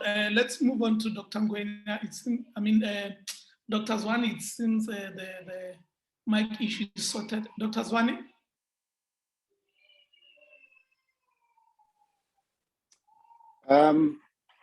Good evening, everyone. Welcome, Doc. Thank you so much. I think the first thing for me to say is just to thank you, Dr. Machete, for such a wonderful presentation that you gave today. I think it was to the point and it covered most of the points that any one of us on the panel would have wanted to cover. Mine is just maybe to come in and just speak a bit about chemotherapy, hormonal therapy, biological agents, and radiotherapy. I'm not going to be long. I just want to say that for certain types of breast cancer, we do give them chemotherapy under specific circumstances. We are lucky in the sense as oncologists because before we see the patients, they've already been assessed by another specialist. So it's easy for us to kind of find answers as to what we need to do with those patients. So my sort of 2 minutes, I just want to concentrate on the guys who are in the forefront of seeing patients, so not specialists, just to speak a bit about chemotherapy. So chemotherapy is medication that we give through a drip or a tablet. And the sole purpose of it is either to reduce the size of the tumor so that the patient is ready for surgery to remove the mass, or to totally treat the cancer. We don't only use chemotherapy, we can use other agents like hormonal therapy, which manipulate the hormones in the body, because we found that some cancers tend to be stimulated by the hormones we have in the body, like breast cancer. The third thing that we use is something called biological agents. So it's a form of chemotherapy, but the way it works in the body is very different from chemotherapy. Chemotherapy works in the cell cycle where the cells divide, whereas biologicals work by, the simplest way to explain it is by cutting off. It's almost the same as cutting off the signal, so the communication between the cell and the nucleus. I'll move on to radiotherapy. Radiotherapy is a form of high energy X-rays we give. It's very directed therapy, so we do not give it to the whole body. not often, especially for breast. We direct it to the skin up to the ribs. We can target the axilla if the axilla needs to be covered, and we can go to the supraclavicular area if it needs to be treated. But again, I just want to stress that this is localized treatment. So we do not treat the whole body when you give a patient radiotherapy. And what we generally do is that for breast, in the adjuvant setting, we treat patients for about 25 days up to 30 days. This is Monday to Friday, excluding weekends. And the treatment time, it generally varies between about 5 minutes to about 20 minutes. Patients do get side effects from a breast radiotherapy, but it's nothing major. Most of the time we can deal with it easily. The other thing I wanted to mention, just to add on the presentation, was a bit about the age of the patient that we get with breast cancer. If you look at literature, they will tell you that the majority of the patients we get are over the age of 50, that is 75%. But you do get those that are below the age of 50, and that's about 25%. 5% of those patients are below the age of 35. It's very important to note that, because sometimes we do get young patients who come in with breast cancer. And if you're using the medical aid system, they are clear, medical aids don't want to pay for mammograms if the patient is below a specific age. Normally that's around the age of 40. So just because the medical aid doesn't want to pay for it, it doesn't mean that it doesn't need to be done. And then lastly, on deciding what to do on the management of the patient, for me, what's important is to note that the consent of the patient is very important before we do anything else. And then we also have to look at issues like comorbidities and the performance status of the patient before we decide to treat them. I think that's about it from me. Thank you so much for the opportunity. Thank you. Thank you. Thank you so much. We certainly need to improve the services in state sector. Just like I've said to Dr. Nomukongwe, we need to improve the oncology services as well in the peripheries as well as the state sectors. We appreciate. We've got 2 questions. I'll give it to you later. Sure. Yeah, sometimes the breast get to be removed, and how do I look as a man or as a female? Dr. Ngwe. Thank you for that, and good evening to all the colleagues that have joined us. I will be succinct. Can I kindly share just a slide to give an example, if you would just allow me? What I wanted to touch on is specifically picking up from what you said. I thank the presenter. I think the presentation was very thorough. It covered the most important aspects. And certainly we know breast cancer now much better because of that. I think on my side, what I would like to just emphasize is to say, look, when I joined surgery, you know, trying to get in and specialize, and as I was specializing as a surgeon, what we were taught was that, you know, the first thing we ought to do whenever a patient comes in is to preserve life. Then after we've preserved life, we can only consider function. Then after function, we can look at form being the cosmesis, the looks therein. So if someone comes gunshot, etc., whatever it is, we're trying to save their life before we check how well and how, you know, good we suture, whatever we suture. And I've had a problem with that. And I think herein is a great place to challenge this, because my input is to say, why? And so what we've seen then when we look at breast cancer, we've seen that we've gone to the extreme where a patient comes in, has a cancer in their breast, and what we do is then cut off the entire breast, do a mastectomy. Of course, we've gone from much radical means, removing the muscles, but now removing the breast and the breast tissue therein, and the skin and the lymph nodes, and then leave a patient with one breast. I've got a problem with that, because I believe being alive is not enough. The quality of life matters thereafter. So to leave people, in inverted commas, mutilated, now don't get me wrong, there are indications for modified radical mastectomy. However, I believe every woman ought to be left with her breast and ought to experience her life fully you know, as is, and not feeling as half a female. So as the presenter has given us options, that we have breast conserving surgery. We have, of course, the other extreme from breast conserving surgery, which is the mastectomy. Now, I'm bringing in saying breast conserving surgery for early cancer, perfect. It's good. It's got its indications. However, I think we need to now explore other options that we can look at. And that's what my passion area is there in breast, the oncoplastic side of things. And the breast conserving surgery, remember, we're removing a lump. So we're doing a lumpectomy. However, it's a package. When we remove that, we are going to give a patient radiotherapy. Now, after we give radiotherapy, the one thing that we don't consider is that radiotherapy has adverse effects as well. In other words, as we know the way that radiation works in targeting the DNA through either a direct or indirect pathways, the final outcome is that it doesn't only target the cancer cells. Of course, it targets those that replicate faster, and so it would hit those. However, there are other biological side effects therein where it damages the normal skin. And so when you look at these patients thereafter, and I see them now as a side as a plastic surgeon with breasts that are distorted, where the skin is burnt, where there's induration and stuff. Now, don't get me wrong, don't hear what I'm not saying. There are indications. However, I think radiotherapy is a great gift, but it is a gift that keeps on giving. That's what I've seen. It works, but it keeps working, and it keeps working.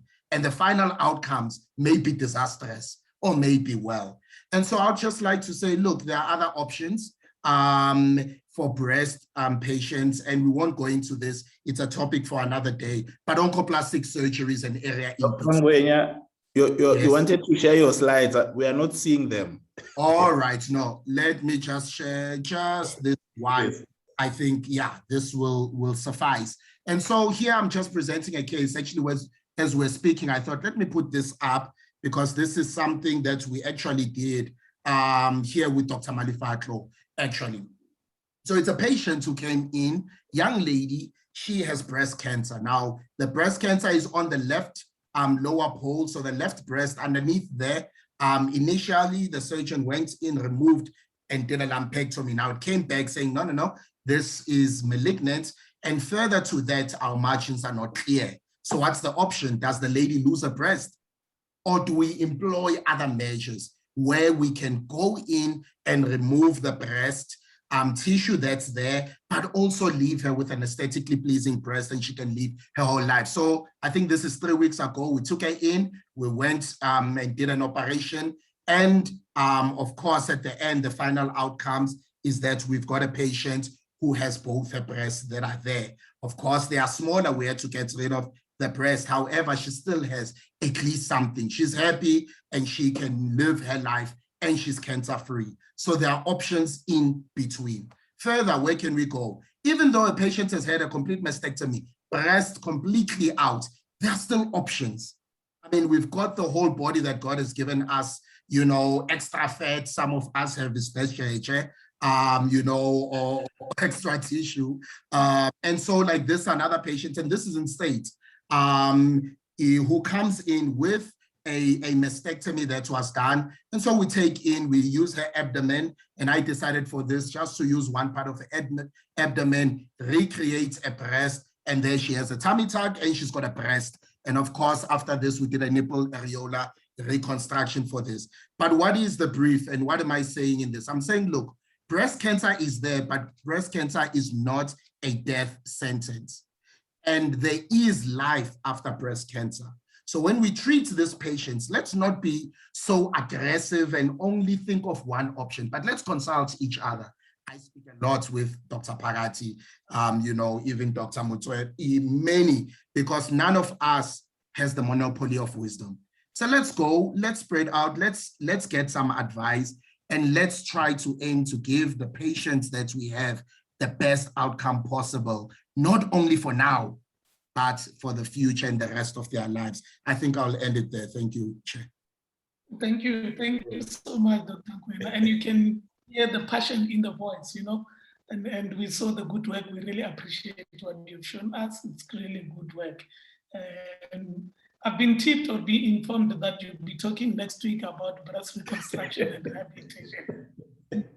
And one of the other aspects is what you've touched on, is quality of life. And I think your panel will include a nutritionist and a psychologist as well. But quite passionate, and we thank you. I have a few questions later for you. Dr. Mawela, if you allow me, can I go into the questions? It's 20 minutes after 7 o'clock. We have 10 minutes, but I'll ask the attendees or the audience to bear with us. These questions might take at least the next 20 minutes. We'll still 10 minutes of your time. And for those who can still hold on, please hold on, it's very important that we get clarity on these things from these experts that I have on my panel. Dr. Machete, I'll start with you. Dr. Machete? Yes, I'm here. Yes, please. There's a question for you. They say, what is the sensitivity of self-breast examination versus examination by professional, especially in the context of what you have said, that we don't have South African guidelines in early detection of this breast cancer? Self versus professional. Yeah, so I don't remember the exact percentage exactly, but self-breast examination is it's not as sensitive as examination by a clinician. That's why I think the Department of Health guidelines on breast cancer actually suggest the health service provider initiated breast examination, meaning that as healthcare providers, when the patients come in, even when they didn't complain about the breast, you just ask them, can we examine your breast? When did you last examine your breast? And then the healthcare worker needs to initiate the examination, because self-breast examination in itself by the patient is not very sensitive. So as healthcare workers, we need to initiate it, because that is more sensitive than if the patient does it themselves.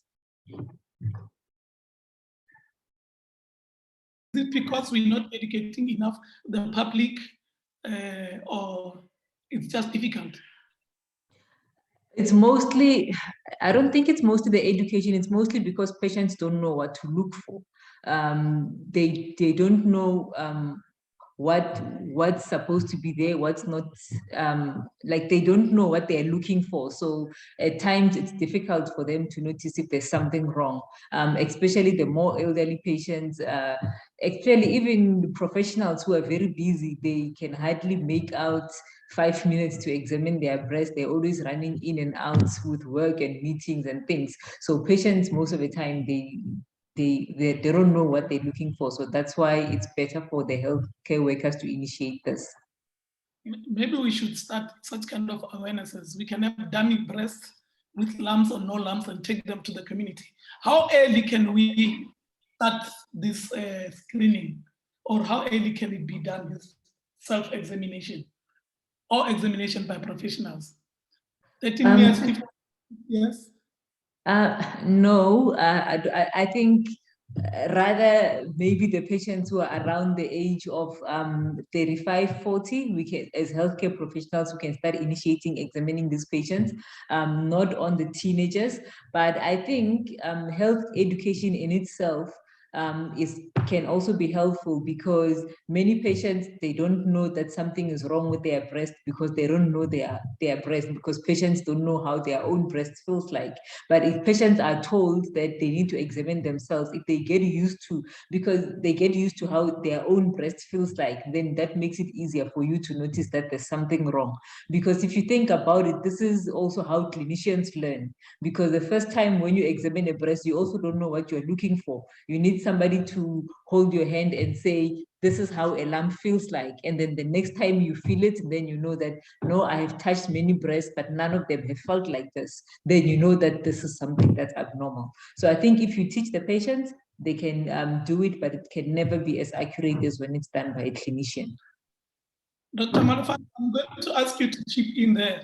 Stay online, Dr. Machete, because it's the question also goes to you. Either of you can take it. In the same breath of early detection and screening, they say, what if I come from the family of very high risk? You know, positive family history, very high risk, Magogo and TCC, the breast cancer. What is the earliest can I look for this? And can also newborns be born with breast cancer? Dr. Malefak. Thank you very much, Doc. With patients that have a positive family history, and we actually do get them, they do come and they say, Doc, listen, my mother died of breast cancer, my sister is undergoing chemotherapy, take them away, I don't want them, So in such patients with such strong family history, especially with first degree relatives, those are the candidates that you'd want to test for the BRCA genes. So you go and take them for gene testing, for gene mutation testing. And then if they are positive for that, yes, they do qualify for what we call a prophylactic mastectomy. So there's several patients that actually have undergone this, even in public sectors that I've worked at. And together with that, they would also get a breast reconstruction by plastic surgeons like Dr. Ngwenya. So we only intervene surgically or do prophylactic mastectomies if they have the BRCA1 gene mutation positive. If you don't have that positive gene, then you do not qualify for a prophylactic mastectomy. Then the patient will be cancelled and be rested assured that your risk is the same as everybody else. Thank you. In the same breath, there was a question relating to tumor markers in relation to breast CA. They say what bloods should be taken, especially in the context of referring the patient. Tumor markers. Yes, is there any role? They say is there any... No. Tumor markers, they don't play much role in breast CA. However, you have to think about those patients that have gene mutations. They have a high risk of breast cancer, but they also have a high risk of other cancers like ovarian cancers, and the colonic cancers, the pancreatic cancers, and some of them even gastric cancers. So, but top of the list for BRCA gene mutations, it would be ovarian CAs as well as prostate CAs that can run in the family. So with regards to tumor markers, maybe if you're checking prostate CA and ovarian CAs in those patients, but for breast cancer per se, no, not much role for them. Okay. Hello. Hi. Just to add on to that, if you don't mind, it's Dr. Zwane. Hello. Thank you, Dr. Yes, Dr. Zwane. Yeah, I just wanted to add that in terms of tumor markers for CA breast, we do have one that we use sometimes. That is CA153. That only has a role to play in patients who have metastatic breast cancer. And we use it to monitor whether a patient is getting better or not. But there is no role for any tumor marker in a patient with a T1 or T2 or early stage breast cancer.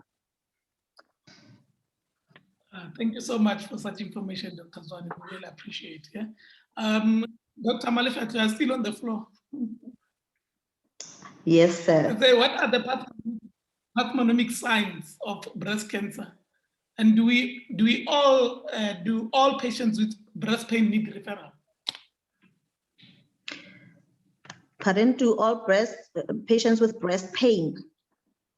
Did you say breast pain, doctor? And what are the obvious signs that this could be breast cancer? And do all breast cancer breast pain patients need referral? Patients who have breast pain, do they need referral? It's a question from the audience. I'll start with the breast pain one. The breast pain one, it's always better to refer and get them checked out. A lot of times when a patient complains of breast pain, it's not necessarily breast cancer, but other conditions in the breast that are actually causing the pain. So you can get ductal papillomas, you can get ductal ectasias.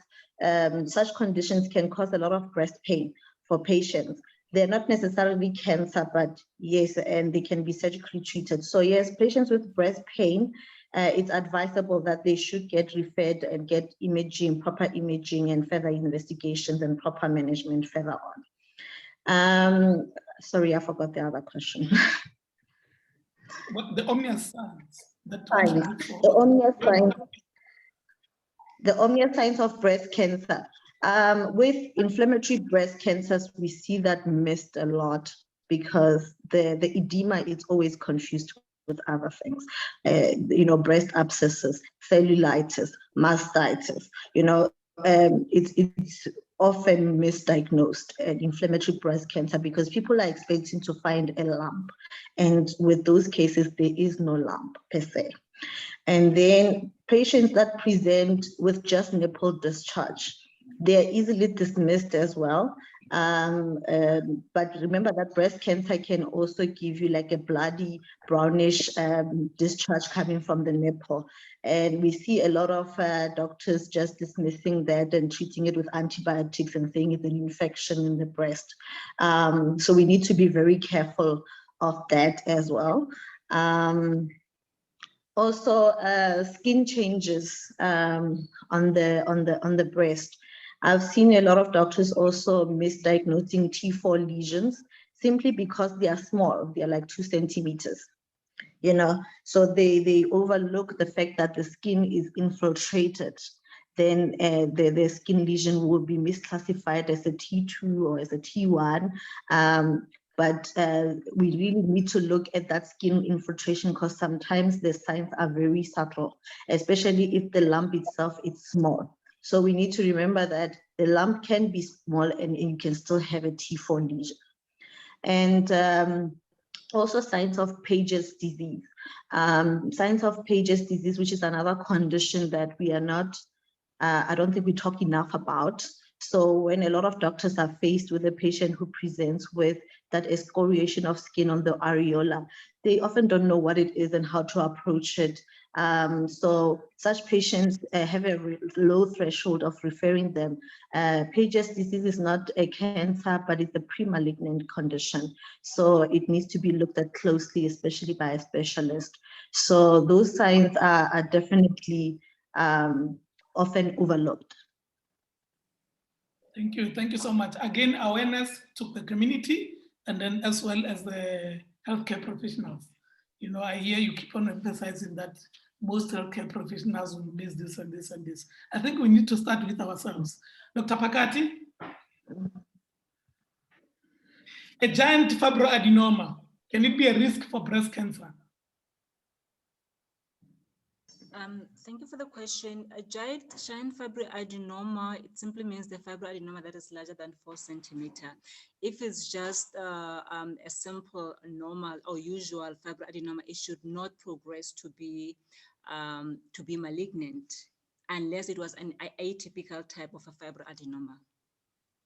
Because giant simply means the size. It's just the size, so it shouldn't be a risk for, okay, no problem, thank you, noted. Another question they're asking, in recent times, especially in relation to COVID, unfortunately, COVID will always follow us. Have you noticed any relation, either directly or indirectly, of COVID to the prognosis of breast cancer? Dr. Pakati?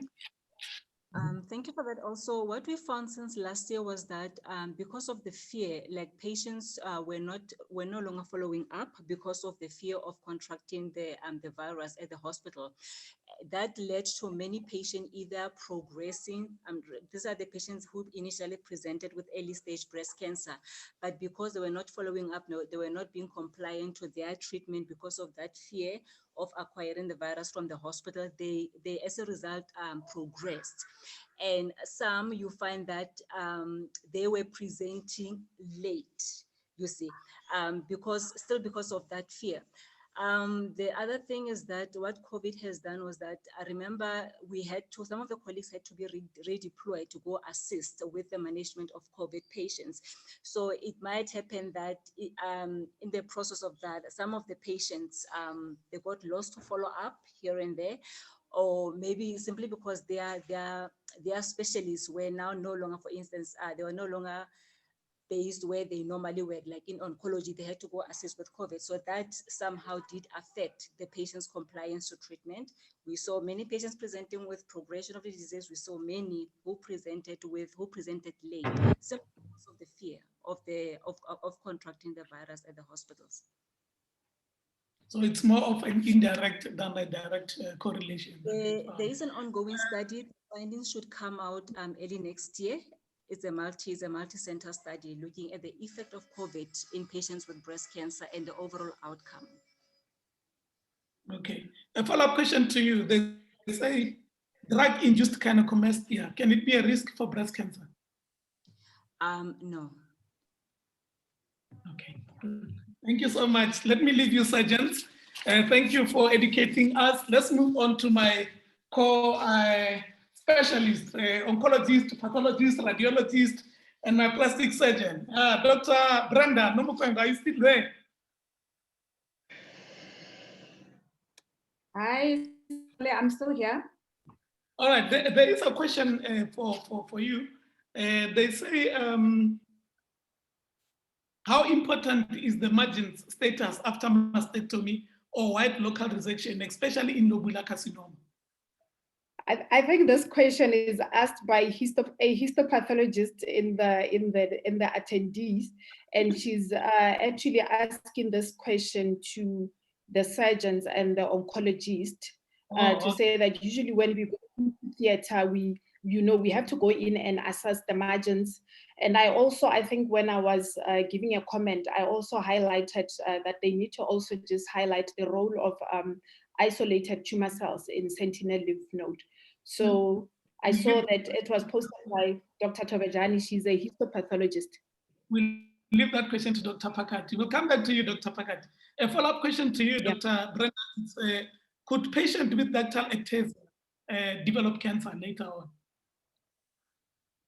I think the chances are very rare, Dr. Skole, for patients with ductal ectasia to develop breast cancer. What is important is that when we see ductal ectasia, we need to find out what is the cause of ductal ectasia, because ductal ectasia just basically means that you've got a dilatation of your duct, and we need to make sure that we're not dealing with an intraductal papillary carcinoma somewhere within the duct. So in those patients who present with ductal ectasia, and clinically, these are the patients that I think it's Dr. Pakade that was talking about, that they present with nipple discharge and we sort of dismiss them. So when you've got a patient with nipple discharge and you find that they've got ductal ectasia, we need to just make sure that we're not missing an obstructive mass within the duct, and it could be an intraductal papillary carcinoma. So we need to exclude those kind of cancers in those patients. Thank you. A follow-up to that, they say a patient with breast cancer follow-up, should you do FNA or core biopsy? Previous breast cancer, core biopsy or FNA, any of the surgeons or pathologists? Follow-up, do you do biopsies or you just follow them up clinically? Is this a patient who has had a mastectomy or a lumpectomy? Yes. Patient with mastectomy. Okay, I think surgeons? It's a question from the audience. A patient that Dr. Minyatso, I think it also depends on if the patient had the mastectomy. If they have local recurrence, then you can do a true cut biopsy through the lesion. I think, sorry, just to clarify the question is about how you follow up patients who previously had breast CA. So as part of your follow-up, is it only a clinical assessment or do you need to repeat the biopsy or FNA? That's my understanding of the question. Thanks. No, they were asking in terms if you do a biopsy, is it for FNA or core biopsy? They were asking in relation to the biopsy. Is there any indication for biopsy post mastectomy or radiation? Okay, but can I just chip in? So we don't routinely just biopsy the patient as you follow them up, because the follow-up only includes clinical examination. After completion of treatment, the patients get followed up with clinical examination and mammography, annual mammography follow-up. So if there is something that is found clinically or it's found on imaging, then a biopsy will be indicated. And then would probably just do a core biopsy. But you can also do an FNA, but it also depends on the size of the lesion that you're trying to biopsy. But it must be something that you find, not that we just follow up and biopsy patients. So it will be treated more like a primary lesion again, if I understand. Yeah, well, if there's a new lesion that's found in a patient with previous breast cancer, when you wake it up, you start from scratch. All right, thank you so We don't much. assume that it's the same as the previous one. All right, thank you. Dr. Zwane, safety of chemotherapy in the second and third trimester in breast cancer patients. Okay, so a pregnant patient is a very difficult patient to treat to begin with, because they're in a different state naturally in their bodies. They tend to have a large breasts, and chemotherapy, as Dr. Machete said, is contraindicated in the first trimester. But however, in the second and third trimester, we can give it under very, very, very so we are very guarded when we give it under those circumstances, but we can give it depending on the circumstance of the patient. What I find that most oncologists would do is that they'd rather wait for as long as possible before they have to give it. So it depends on the circumstance of a patient. If you think that you can't wait, most of the time we can give it between the second and third trimester. But remember that chemotherapy is not one drug, it's many different drugs. So in that instance, we have to choose the right drug that will fit for that particular patient. Why am I saying this? That's because sometimes you'll find that a pregnant lady has got cardiac comorbidities, and you cannot give them anthracyclines. So you have to be very careful when you're giving them, and the selection of drugs has to be done in a considerate manner. Thank you. Dr. Ngwena, would you be an option in this case? Would I be an option in what case in that score? In the case of breast CA and first or second trimester pregnancy, since oncological service put the patient at risk? Yeah, I think, look, the issue with a pregnant woman is that, and the main thing we must always remember is that when operating, patients with breast cancer, we must keep in mind that we are operating a patient with cancer. We are not operating a cancer. And so we need to treat the patient holistically. And so we need to bear in mind that the operative, breast cancer is not treated by a blade alone, but there's anesthesia when you put in the blade. So you've got to see what trimester of pregnancy are you in. 2, there's also now adjunct treatment that will be given as per Dr. Zwane. So those must be factored in. But what further complicates the setting, especially on a oncoplastic side or just in normal general side, is that remember the breast that you are operating now has, the ducts filled with milk, etc. The breast is bigger than normal. There's hormone imbalance, etc. So it's not an ideal time to venture into any form of treatment or oncoplastic, even dating period, because the final outcome may not be that which you'd like to see. But let's just remember, we don't operate a cancer, we operate a patient with a cancer, and we must bear in mind that the blade is not the only job in treating cancer, but we must look at other things holistically. Thanks. Thank you. A follow up to that, a non-pregnant woman now, can the post-breast reconstructive surgery be functional? The breast, can it be functional? Can the breast be functional? Yeah, apart from the cosmetic sure. improvement. And I'll ask you, what's the function of the breast? So I presume then ideally is will they be able to breastfeed?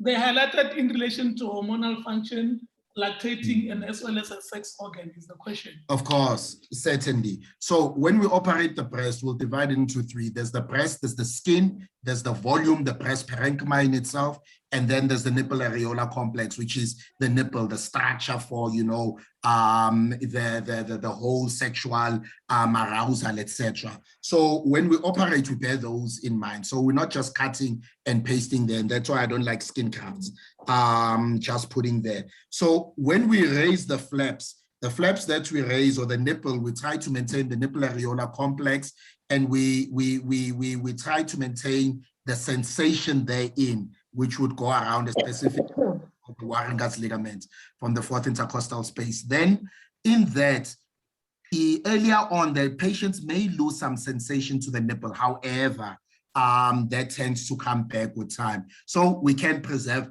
that function. Function number 2 then says, will they be able to breastfeed, lactate?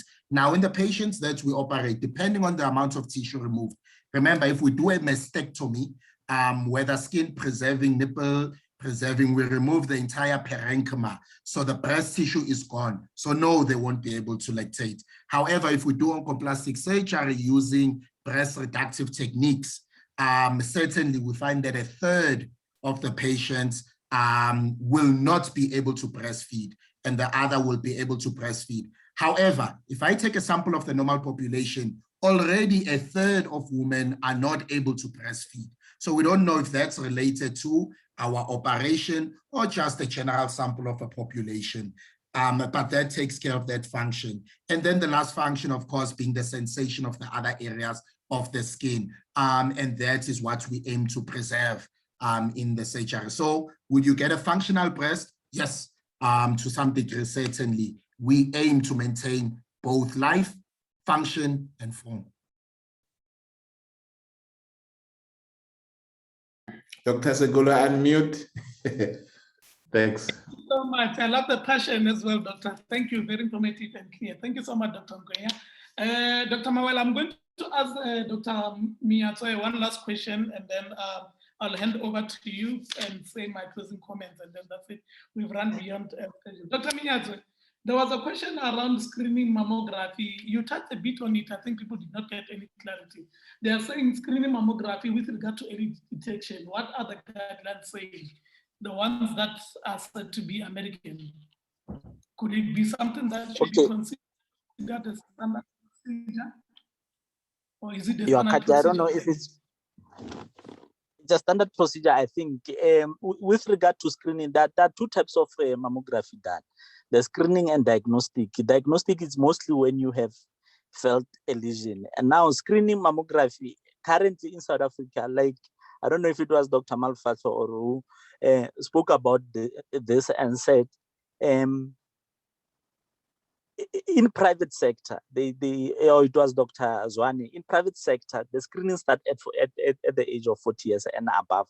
They get an annual mammogram, and also in the public sector. But my concern is that in the public sector, we don't do enough screening mammograms. So we need to really overemphasize on this. So what normally happens is that a patient would come and then we do screening, let's say at 40 years, and the follow-up for the next 3 years. Then after that, the patient can then come again if they feel something in the breast, and then if they're over 55, they can then repeat every 2nd year, like Dr. Machete had said. Yes. Thank you so much. Dr. Mawela, do you have a minute to take 1 or 2 hands?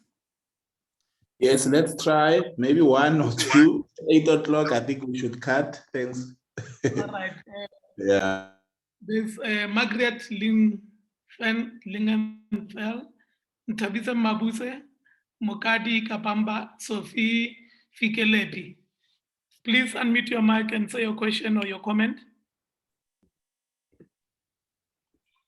Or it was a false hand? I think so, because they've been up for a while. Yeah. Dr. Mawela, do you have any questions that I've missed before I say my closing remarks? No, I think we will export all the questions and maybe ask our panelists to help us with those, and maybe send out a document, a Q&A document, which summarizes some of the key answers, because there's quite a lot of questions.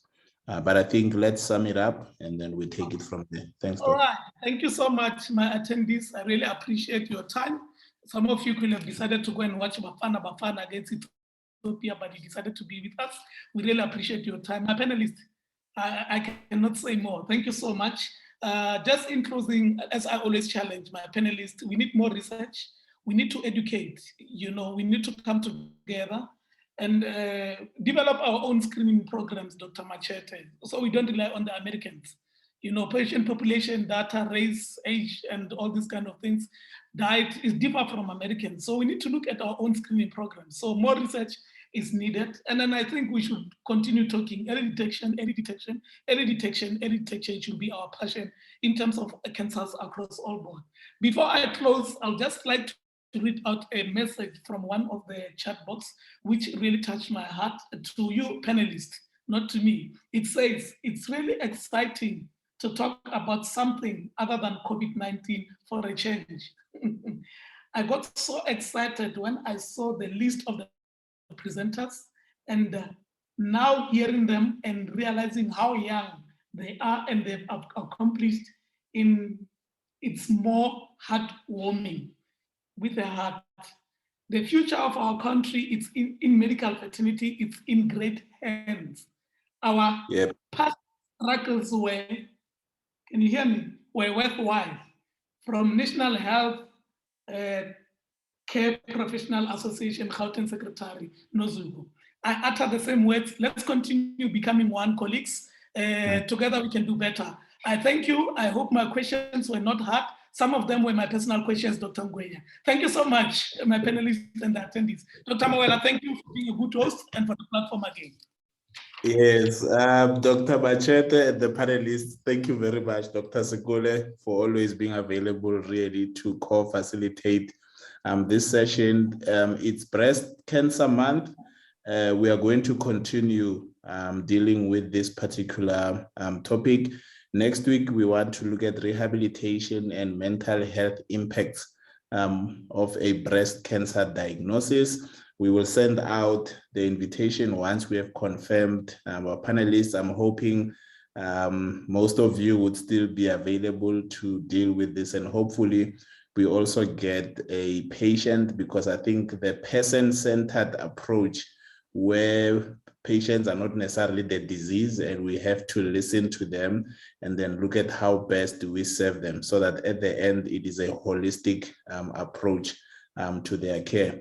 To the audience, thank you very much really for being here. I see most of you stayed until this time. We still have in excess of 250 of you. We will share the recordings. We will ask for the slides, and then have a great evening. Thank you. Thank you, Dr. Segule. Thank you, everyone. Thank you.